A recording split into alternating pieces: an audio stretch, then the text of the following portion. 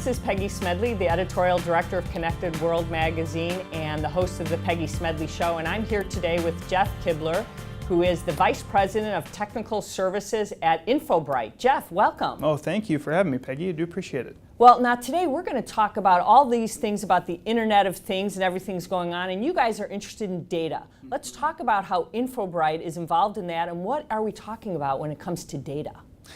In the IoT space these days, data is really all about closed-loop message response systems. Today, it's the data inside IoT is all about knowing when a temperature goes above a certain level, or when some event occurs, how do I react to it? That's where we are today, and that's where a lot of other technologies, such as telecommunications, used to be before they broke out of that barrier and really started digging in and mining that data. And that's what I foresee to happen in the IoT space as well.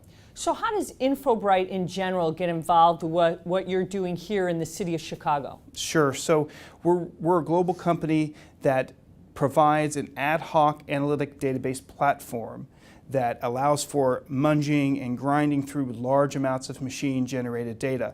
With all of the sensor networks, all the IoT data that's streaming in from all these different devices around the world, we provide that data storage solution that allows for ad hoc analytics at a very fast, high ingestion rate, a very high volume, high velocity rate. So by having Infobright under the hood, we're allowing for large data volumes, we're allowing for high ingest rates, and for large amounts of ad hoc querying capability.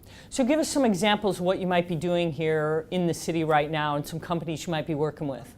So the City of Chicago has a number of companies, telecommunications-wise. We're in all the carriers, so all throughout the City of Chicago, you will find an Infobright database sitting somewhere in a data center, whether the company knows it or not. We're embedding our technology within those different companies that then sell to the carriers. So if you make a cell phone call today, which is an IoT device in my opinion, 200 data points are collected and stored about that call, how good the transmission of that call went, how long did it last.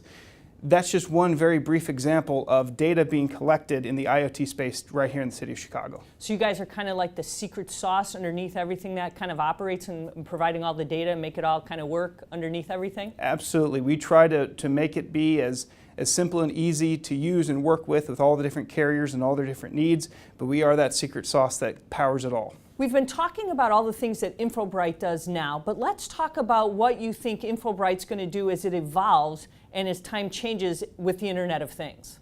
Right now we're in that closed-loop message response system section where we're going to start seeing more and more data evolution occur, very similar to the telecommunication space, is not what happened, but can I predict it happening in the future? If you're a manufacturer, can you predict failures in the future? Can you identify which features your customers are using and either remove them if they're not being used or add new ones that make the complexity of your widget or gadget in the world simpler and more user-friendly? Plus, you have the ability to take that same data and merge it with other public sources, for example, like weather data.